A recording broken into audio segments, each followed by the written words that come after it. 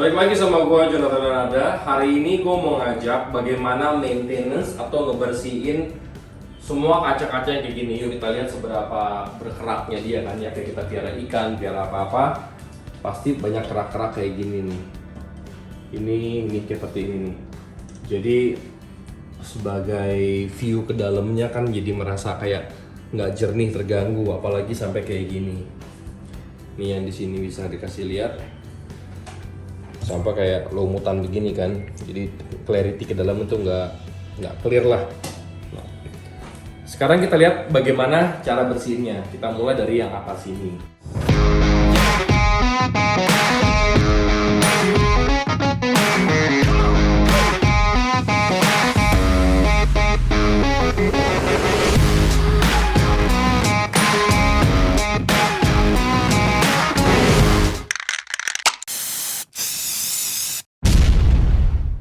Sebenarnya simpel selama sistem air kita tuh bener. Nah kalau air kita nggak bener, kerak ini bakalan susah banget dibersihkan. Layaknya akuarium yang kita misalkan pakai air pump atau air ledeng yang akhirnya banyak mengandung mineral di sana dan berkeras ya sampai parah. Nih, yuk kita lihat seberapa cepatnya kita ngebersihin kerak-kerak ini. Cuman dilap-lap aja. Jadi tuh nggak sampai yang bener-bener berkerak parah.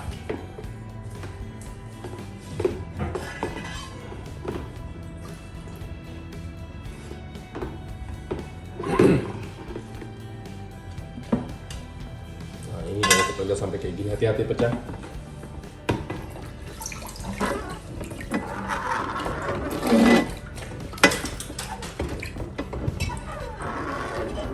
Cuman dilap kayak gitu doang. Nah biasanya sekalian untuk pas lagi bersihin kayak gini, sekalian kita trimming buat kayak pakis-pakisan yang udah sangat mengganggu, udah besar begini. Biasanya sih gua babatnya nggak tanggung-tanggung, sikat habis dari bawah.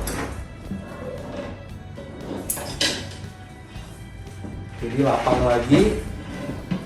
Selama vivarium ini udah mature, mau bagaimanapun kita babat karena akarnya itu udah bagus di dalam dan makanannya untuk kita namanya ini juga udah bagus, kita potong segini sebentar juga udah rame lagi. Ini kita lihat ini kalau yang atas-atasnya, kalau yang atas-atasnya gini gue sih masih biarin, biasanya yang mengganggu arah ke misting ini. Kalau samping-sampingnya gue tuh nggak pernah bersihin, jadi mereka merasa lebih nyaman karena dia tidak bisa melihat dari samping kanan kirinya, jadi mereka tuh benar-benar nyaman di dalam tuh. Satu lagi ya, pas lagi ngebersihin mereka kayak gini, kalau bisa satu persatu, jangan langsung ditinggal. Karena kalau langsung ditinggal, kita meleng sebentar, nanti mereka keluar dan kabur akhirnya. Tadi yang pertama mana? Ini ya, taruh dulu. Tuh, udah bersih lagi.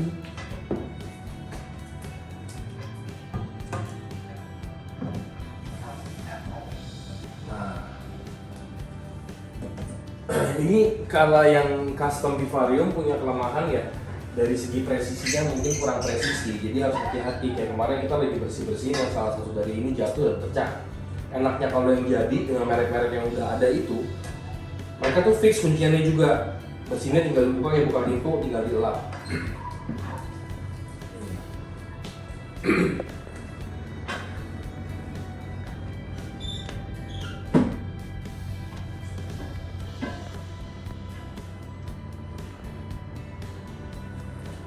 Nah, ini kita beresin bagian atas dulu mungkin ya.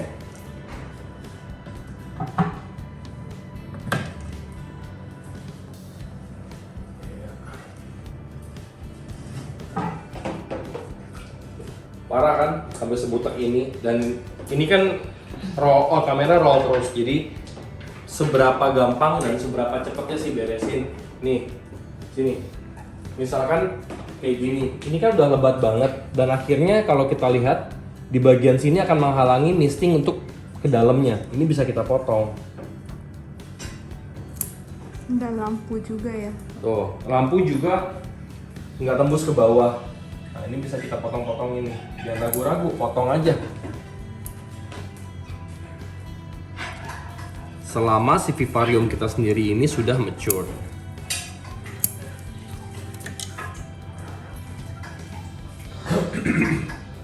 Nah inilah resikonya kita pakai fern, pakai pakis-pakisan, ya mereka cenderung seperti ini. Tapi layaknya di hutan juga seperti itu, yang akhirnya penuh sekali kan. Kalau kita pakai fern, enaknya tuh trimmingnya ya gampang banget. Tapi nanti gue kasih lihat ada satu tanaman yang gue dari awal salah masukin dan akhirnya ada deh di sebelah situ. Nanti gue kasih lihat, kita trimming yang sini dulu. Nih di sini tuh ada dolar mini doang. Ini cuma tanaman dolar mini biasa. Kalau depan-depan biasanya suka gue babat karena gue nggak suka untuk ganggu sampai keluar ke pintu.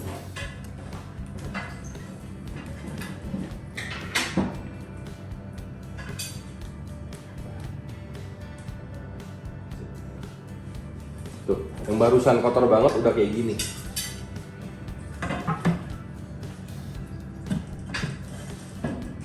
Tuh. Jadi nanti endingnya bakalan bersih banget. Jadi nanti gue pasti shootnya sepotong-sepotong aja tentang gimana bersihnya sama trimmingnya. Nanti setelah jadi baru kita bikin framing lagi. Jadi semuanya bisa kelihatan udah bagus. Ini tuh proses-prosesnya. Kalau gue rolling semua mungkin nanti video jadi setengah jam.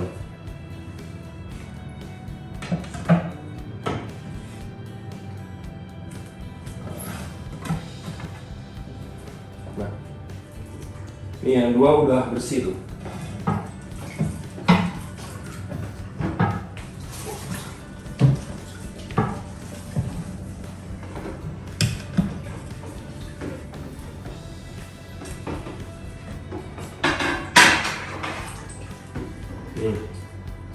Kalau daerah sini di bagian atas ini jadi apa namanya tuh kayak semak banget gitu kan, potong aja. Cuman hati-hati, kadang-kadang ada katak-katak yang bersembunyi, jadi jangan langsung ngambil ke dalam, babat dari luar dulu.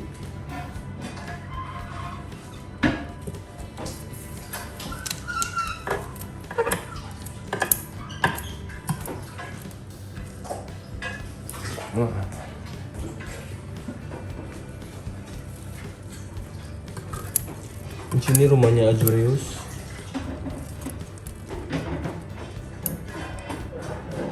Kalau kita perhatiin ya, mereka suka di atas sana tuh, si katak-katak, perhatiin ya. Tuh. Dan di atas itu suhunya tuh panas sebenarnya. Karena deket banget sama lampu. Ini yang gue bilang, biarkan mereka memilih dia suka di sebelah mana. Bukan berarti kita set 25 satu environmentnya itu 25 semua, enggak.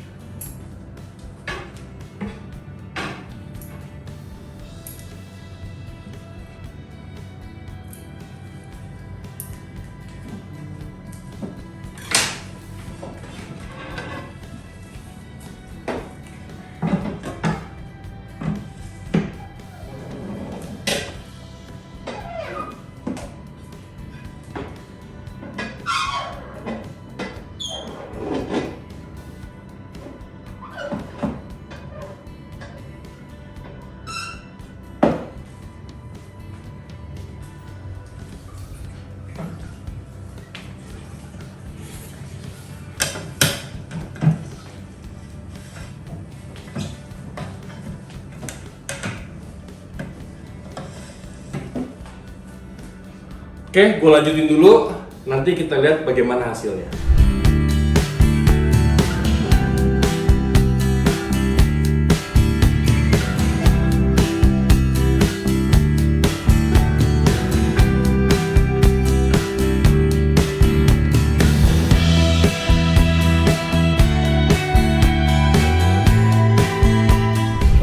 setelah kita kira-kira 20 menit, tadi ada timelapse-nya untuk maintain semua ini, dari trimming, dari bersihin kaca, sampai kita pasang lagi. Sekarang kaca terakhir.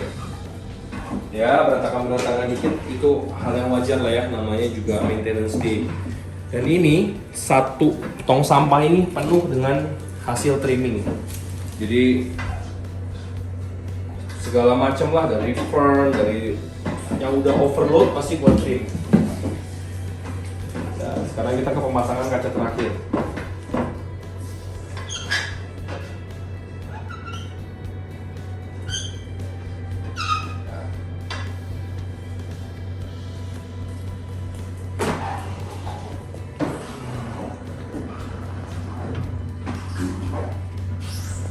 Ya, akhirnya beres semua, dan sekarang semua bisa terlihat jelas banget. Ini sih yang paling signifikan di kandangnya albino.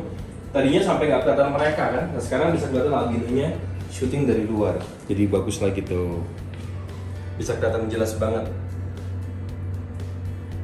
Nah ini di golden, di orange dari bliss, bisa kelihatan udah clear, golden. Dari kiri ada alanis. Oh, ini masih komunal ya, masih ada teman-temannya yang lain. Ini di atas ini saya. Kebetulan bisnis gue yang lagi iniin tuh, semua udah crystal clear. Jadi enak.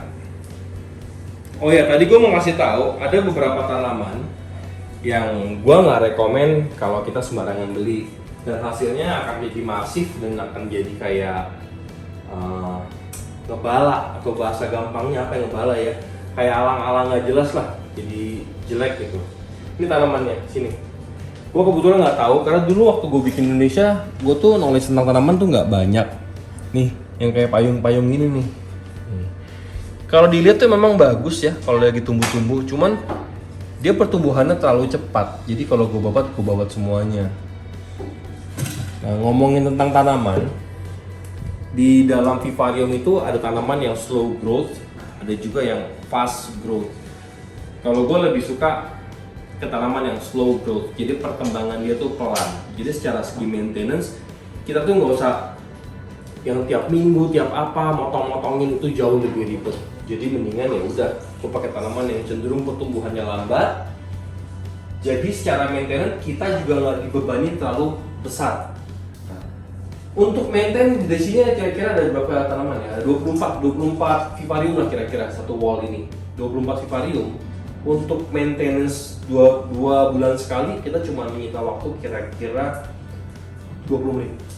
Itu kalau dibantuin. Kalau sendirian mungkin akan menyita waktu gua kira-kira 1 jam. Nah, ini persiapan udah mau lebaran biar semua kinclong lagi, sama nanti malam kebetulan mau live giveaway. Jadi biar backgroundnya cerah bagus.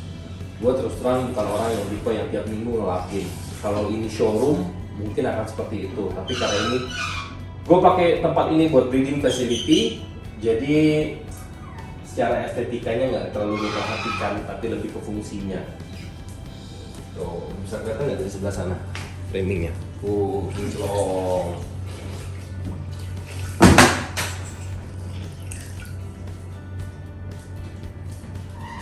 Jadi hari ini gue cuma ngajak bagaimana sih ribetnya atau ngurusin maintenance-nya akuarium ini, vivarium ini, ngebersihin semua kerak-keraknya.